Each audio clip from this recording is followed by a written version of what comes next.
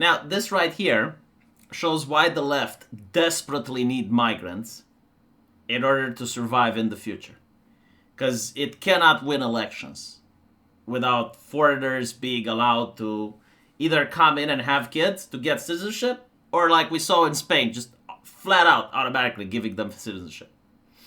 It's existential for the left. So let's look at what's happening. Now you have people who are involved into politics. Like you have individuals that watch the news. They usually care about what's happening, and they can be right wing or left wing. But the majority of people, they don't really care that much about politics unless it's election day or something major happens. These are the individuals that just go to work. They come home, they spend some time with family just so they can go to work again. They're not really interested at watching the news 24/7. And they're actually the majority of people. Now, what's happening is that, as you can see, like they kind of remain consistent because, like, if they don't watch the trends, if they don't look at what's on the TV, they're not really swaying their opinions that much. But lately, as we can see, the Democrats are way over here, right? They're way over here, and they're absolutely frightening the average normies. They're like, what the fuck is this shit? And so, like, they're getting closer to the right, not necessarily because the right has convinced them, but because they're afraid of the left. And so, let me give you examples on issues of abortion, right? It's a hot topic in the United States. There are people that are for it, there are people that are against it, but, like, almost nobody in their right mind would say that a day before contractions should an abortion be legalized, and yet Democrats have pushed for that. They basically said that if the woman's mental health is in jeopardy, then yes, even one day before, right? I mean, again, normies go, even the ones that would be pro-abortion, they're absolutely frightened by that concept. The idea that a man can become a woman just by claiming it. Like, there was someone yesterday on Twitter saying, if you kiss a trans woman, you're not gay. If you kiss a trans woman, you're not gay. And I said, yeah, I mean, that's pretty much like saying to the police, officer, I didn't know, she said she's 18. Like, no, that doesn't fly. It's just like a person identifying as something doesn't change them.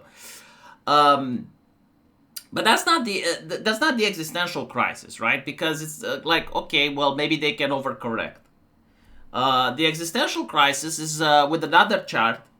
And you notice that while there are more women that are left-leaning than men, the problem is that the women that are right-leaning are actually having more kids than the women that are left-leaning. And so the conservative women, while they're not as many as the leftist women, they usually have like 3 or 4 kids, sometimes even 5. Meanwhile, women that are liberal, they do liberal things. They shave half of their head, they put nose earrings and tattoos, they become morbidly obese. And while they can still find people to have sex with, they can't find people to actually have stable relationships and raise their children properly. And so, like, their children usually end up hating them. So, the math doesn't check out. Like, if things go the way they are, eventually, you end up without Democrats. And so this is where the migrants come in. This is where they require migration to happen so that the migrants who are encouraged not to learn English, encouraged to live in enclaves, and encouraged not to assimilate, they will keep voting Democrat because they will probably want more of their families to come over. They probably want more welfare programs. And so this is why the left is doing mass migration. It's existential for them. And on top of that, censorship is also existential. Like, you cannot have this in a society, right? Like, when you see one group going all the way over here, like, this group is going to be ostracized by these groups. Like, they're going to be mocked, they're going to be ridiculed, they're going to be called out. And the only way you can support it is if you censor these people. Like, these people have to be suppressed and censored in order to allow these people to be all the way over here. And there is an interesting thing in Taoism, the Japanese religion, right? Like Tao, people know it as it's the way. They believe that in nature, any type of artificial system eventually collapses.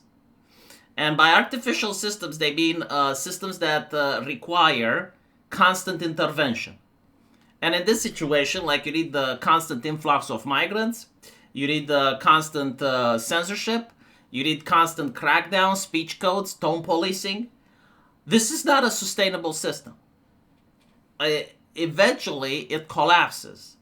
And so this is why, despite all of the effort that the woke ideology has done in order to push their ideology in commercials, in TV shows, in music, in games, in schools, in media, everywhere they can, eventually it collapsed. And they don't understand why. Like they're afraid, they're shocked. It's like, oh, why is Donald Trump doing this? Why is he like that? Well, it's because you created an artificial system. Like this is not natural. This, however, what the median voter does is natural. Like the median voter just does the same things that his parents did, and his grandparents did. Like it just continues on the same way. Like for him, it's natural behavior.